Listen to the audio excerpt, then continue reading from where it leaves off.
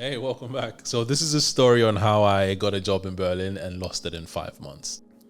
When I decided to move from London to Hamburg, I wanted to find a job in Germany so I could properly be into the German system. So I looked on Zing, I looked on LinkedIn, I looked on some random job sites. But lucky for me, because of my experience and the jobs I'd done in the past, I was contacted by a company in Berlin, a startup in Berlin actually, who were looking for somebody like me to come in, lead a team, and also help them to build their online presence and authority, which is something that I have partially been doing over the last few years, and I had a few good experiences that I could bring. The explanation to me was that the website needed cleaning up, it needed updating, it needed modernization, it needed to be a lot easier and provide a better user experience. And that's the direction that they gave me the impression that they wanted to go into, which is something I like doing because I've been doing that for so long.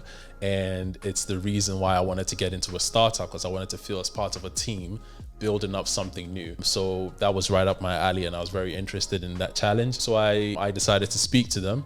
I had 3 interviews, 2 of them over the phone and 1 of them in person, which went very well. It was very smooth, a very good conversation. They told me what the expectations were. I told them what I was looking for, you know, the usual. It wasn't any different from any interview that I had in the UK, and that was kind of really good to see, because I had the expectation that I was going to go through a very vigorous, bureaucratic sort of an interview, given the way the German culture is.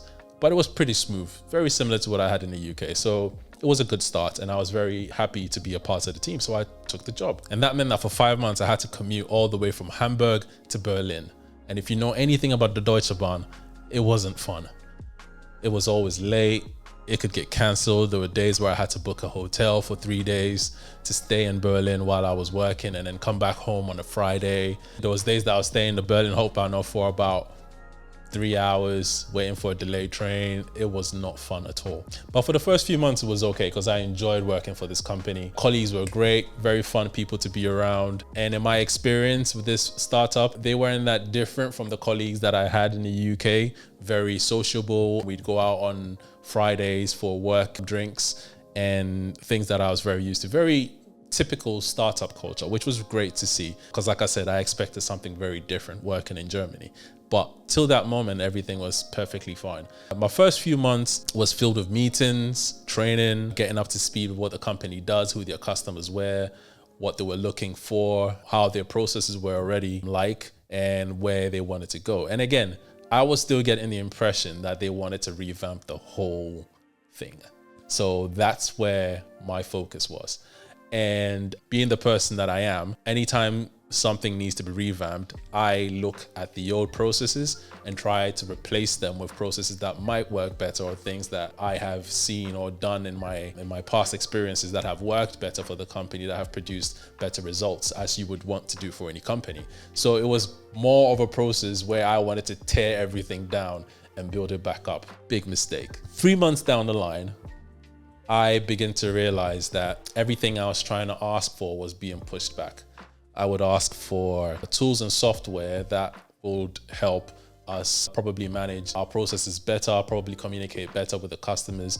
I'd ask for better CRMs, and they wouldn't be done, or they'd be stalling. A few of them they did do, I must be honest, but those were the basic ones. And whenever they do it, they would get the cheapest version to make sure that the process was going to work properly before they actually upgrade, which is fine. But at the same time, there were some tools that were missing that I needed.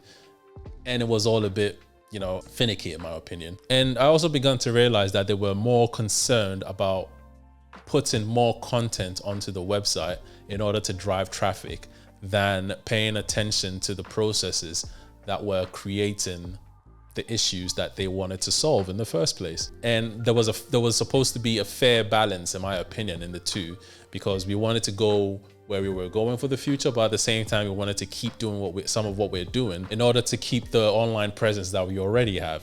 But as the weeks and days went by, it felt like the content became their priority. It was all, we need content. And that sounds fine, but if you're looking at a website that's already overcrowded with content that's not really filtered out properly or organized properly, that's a problem, because it's kind of like you're piling shit on top of shit. And that's how I saw it. So this kept going, and I felt that after a while, my enthusiasm for what I wanted to do was beginning to disappear, because it felt more like I was managing the content that was going online than actually helping build or change in the process.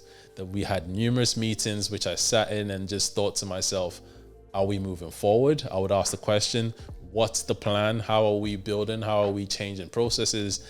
And it would always be met with what seemed to be acceptance, but at the same time, nothing was getting done. And finally, I had enough. And I remember being one of our weekly meetings we used to have as a sync meeting, just basically to catch up on how the different departments are doing. And it was my turn to speak on my department and how we were doing. And I gave them the update. The content was doing great. We're still writing, the writers are still producing content. We've got this amount of contents to go up online. We've used this amount of keywords, all of that SEO stuff. And at the end of my presentation, I just said that I didn't think that we were going anywhere in terms of building a better experience for the customers, because we were still piling on top of shit. I didn't say it exactly those words, but you know, and I don't think that went down very well with my manager, not the CEO, with my manager, who until then I felt like we had a decent enough relationship. But I could tell from the look on her face that she wasn't very happy that I said that. But it got to the point where I just thought to myself, this isn't what I signed up for. I had heard a lot of time in Germany, there's a culture of if it's not broke, don't fix it. And I felt like that was what I was seeing. It felt like it worked. It wasn't great by a long shot, like a lot of German websites that I've seen. Wasn't great. However, it worked. Eventually, the customer was able to do what they wanted to do if they were willing enough to go through all that filtering and all that work to figure out what the information means to them. So technically, the system worked. However, there was a lot of updating needed in order to give the customer a better experience in terms of getting to where they were getting. Basically, the customer journey through the website was very poor, and they seemed like they were happy with it because the customer eventually got to where they wanted to get to. Being from the UK, the customer journey is very important, and the way the customer gets to where they want to get to is something that we pay a lot of attention to make sure that it's a smooth process, it's a beautiful process, and it's fulfilling for the customer. It would make them want to come back.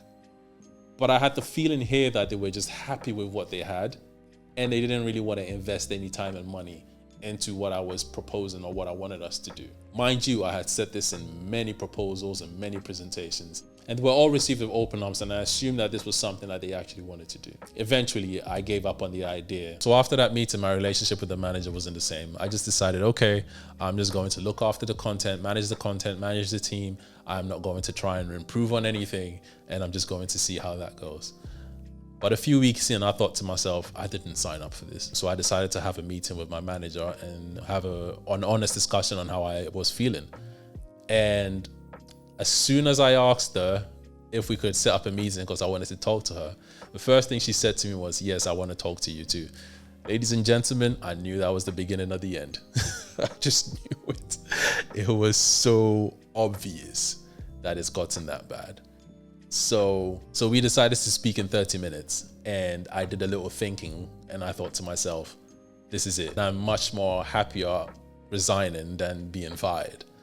So I decided that I was just gonna go in and just say to her that I didn't think this was for me, and I didn't think I would want to continue with the job, because mind you, at this time I hadn't finished my probation yet, so this was perfect. So we went on the call, and she started with a conversation on how I think I'm doing, and I said to her that I think it's doing okay, but I don't think this is something for me. And she agreed immediately, and we both decided that we part amicably, and basically making that day my last day. I still got paid for the rest of the month and onwards, but that was literally my last day after that conversation. So I took some time out, spoke to the rest of the team and my colleagues, and I just let them know that this was going to be my last day, but I don't think it was going to work out for me at that company. And unfortunately, I was going to be leaving. My immediate team was very sad about it, I could tell. They were a good bunch, and I really loved working with them. I don't know how the rest of the teams felt. Yep, so I resigned, and that was it. I got a job in Berlin, and I resigned in 5 months. And since then, I have run back to UK companies. I work for a UK company now. It's going smooth. I work remotely. I don't have to worry about cultural differences and trying to fit in the workplace. And I know that's a shame. I just need a smooth ride. I have a young family. I have responsibilities. I don't need to be learning a new way of doing things in a new country at the moment. So that's what's important to me now. I know it's a shame that I don't get to experience the German working culture and all of that, which I would have loved to. That was the point of getting this job in the first place.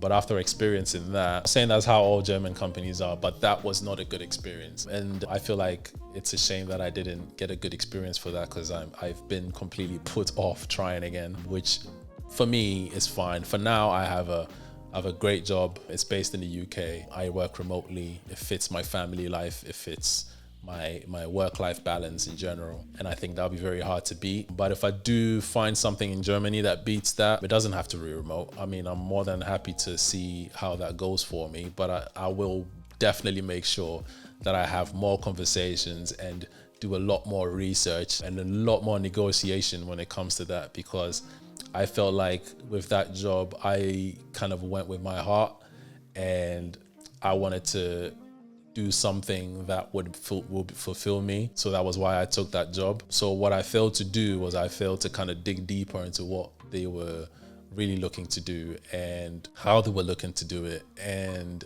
what priority it was. More importantly, I don't think that's the question I didn't really ask, what priority it was going to be, because it seemed like it was not a big priority for them, and they pretty much wanted someone to more like come into the team and look after the online team and basically manage the content, which is fine, but I would have not taken that job if that's what I was told.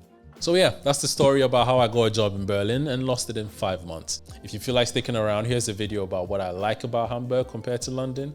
Go have a watch and I'll see you soon.